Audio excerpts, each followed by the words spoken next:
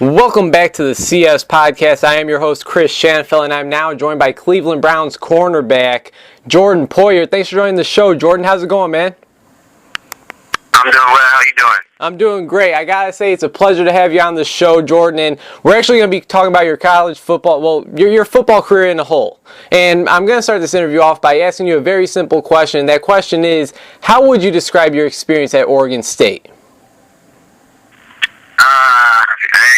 Man, there's really no words that can really explain it, man.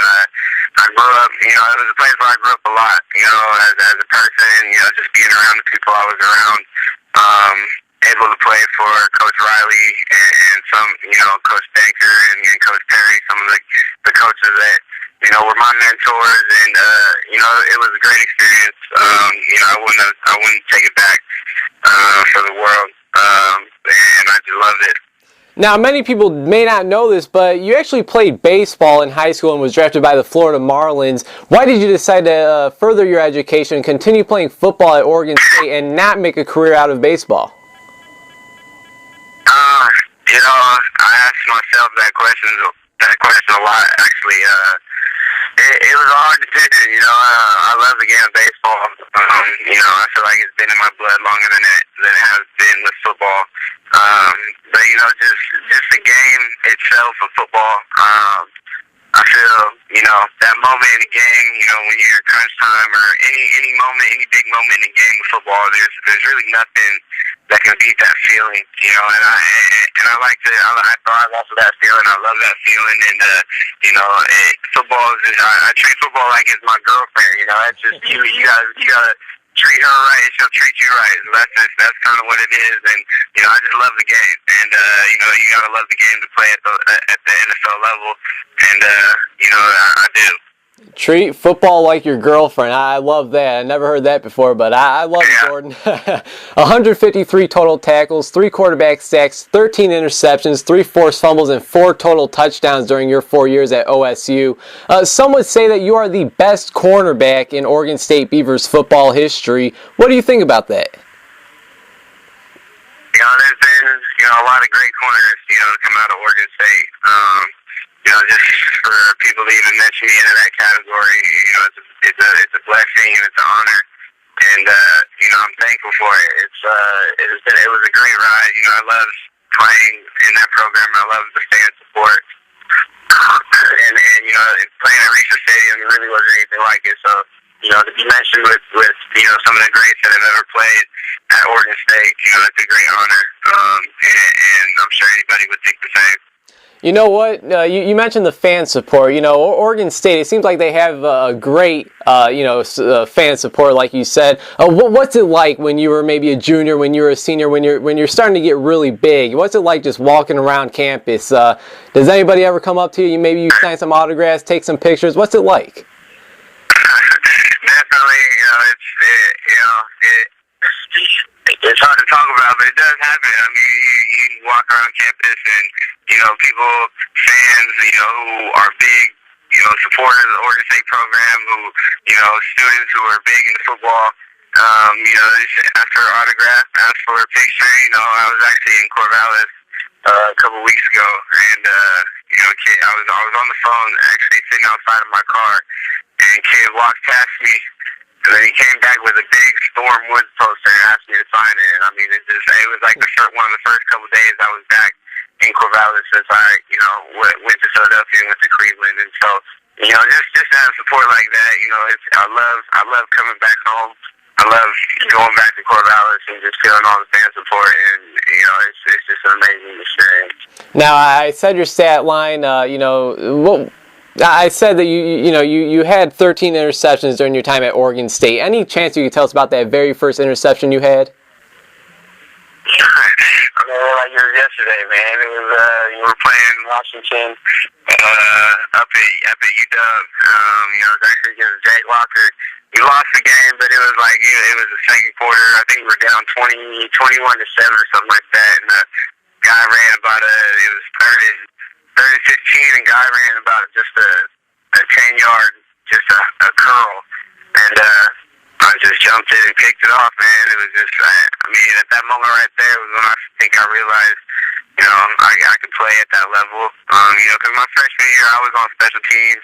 You know, I didn't really, you know, I'm coming from Astoria, Oregon. You know, I didn't really know what was expected of me or what I should expect of myself. But at that moment right there was definitely, you know, probably one of the biggest moments in my college career, just because it boosted my confidence to play in the back then, the Pac-10, now the Pac-12. Well, that was when you found out you could play at the college level. When was it when you found out that the NFL may not only be a dream, but it could become a reality? You know, there was moments throughout the year where I thought, you know, hey, that was the moment. But you know, so many things happened throughout my first year as a rookie. You know, it was hard to really find that moment early on. I think it happened late in the season. You know, when I was with Cleveland, we were playing the Baltimore Ravens, and I was coming down on kickoff, and you know, Jacoby Jones. You know, if you don't know who that is, you never watched football in your life.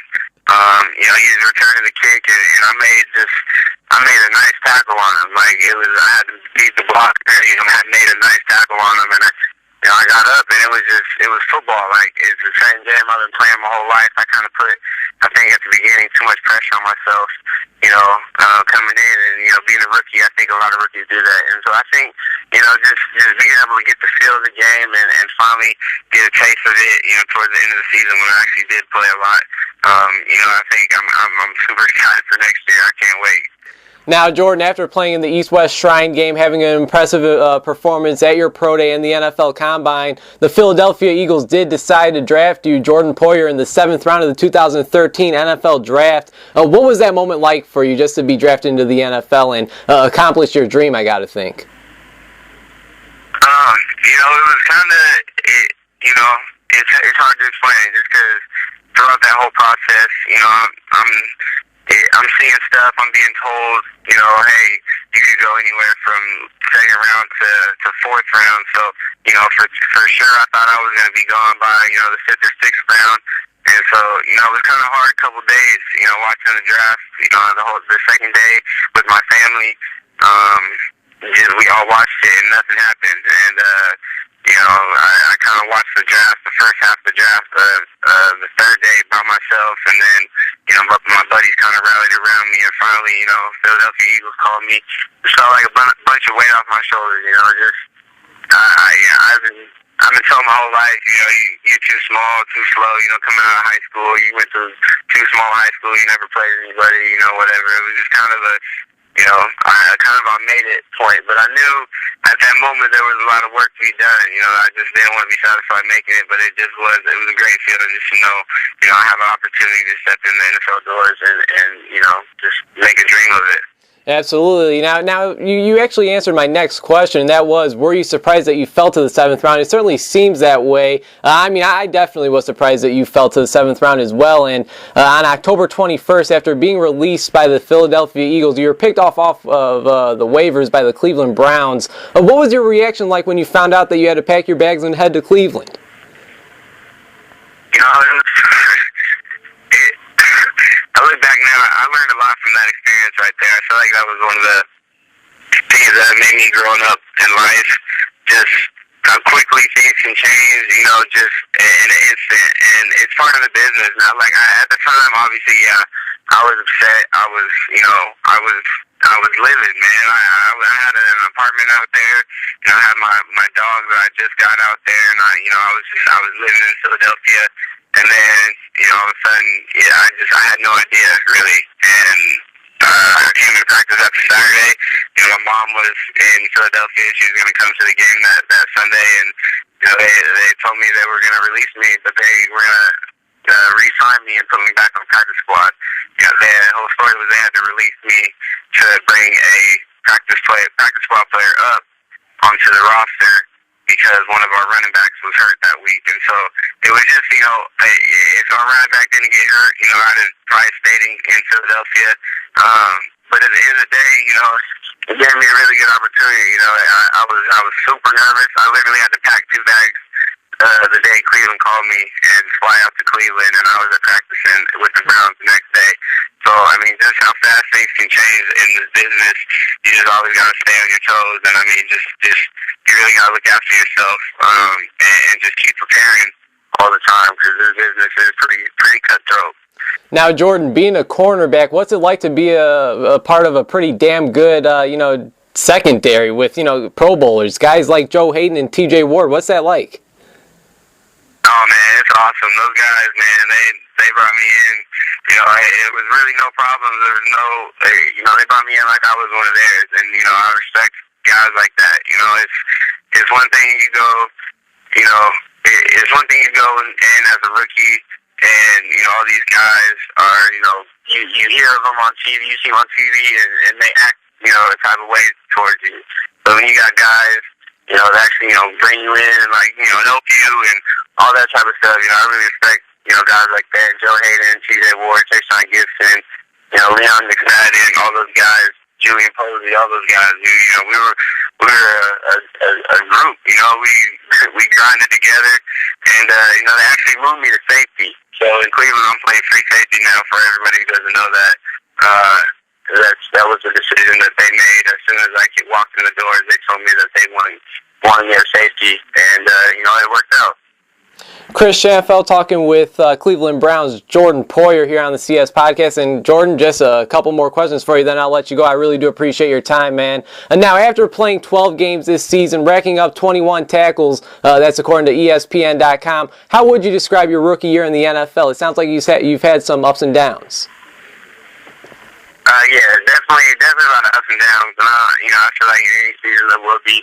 In my situation, I just having to be on two different teams, learn two different systems. It was hard. It was super hard, man. There were a couple days where I was wondering, like, what the hell are you doing? But, I just grinded it out. I was out there living by myself.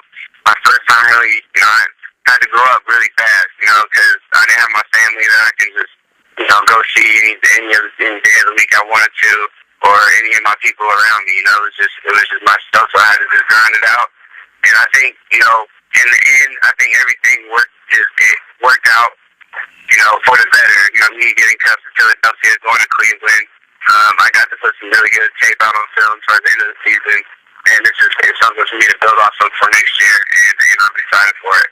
A couple weeks ago, the Cleveland Browns hired Mike Petney to be your new head coach. He's not a big-name head coach, but, it seemed like it was a bit of a surprise, to the world. I mean, he's really not that bad of a coach. I actually kind of like him. I mean, he's impressed some people in, with the Ravens, with the Jets, and just last season with the Bills. He's a defensive head coach. Does that make a difference to you, whether your head coach is an offensive or defensive coach? And how excited are you to, just learn and play under your new head coach, Mike Petney?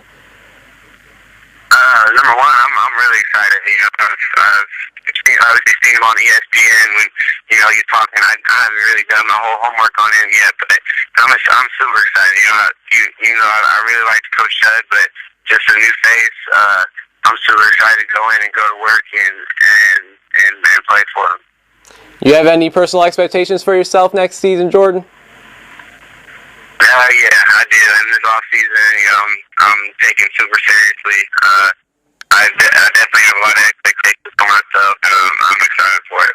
Hey, Jordan, man, I really do appreciate your time. It's been a true pleasure, man. Best of luck. I really am wishing you nothing but the best. Before I let you go, is there anything you'd like to say to myself and our listeners? Shoot, man. I probably shout out my mom, dad, little brother, shout out all the Oregon State fans, all of my fans, and go Bees. Hey, sounds good. Jordan, thanks again, man, and take care, all right?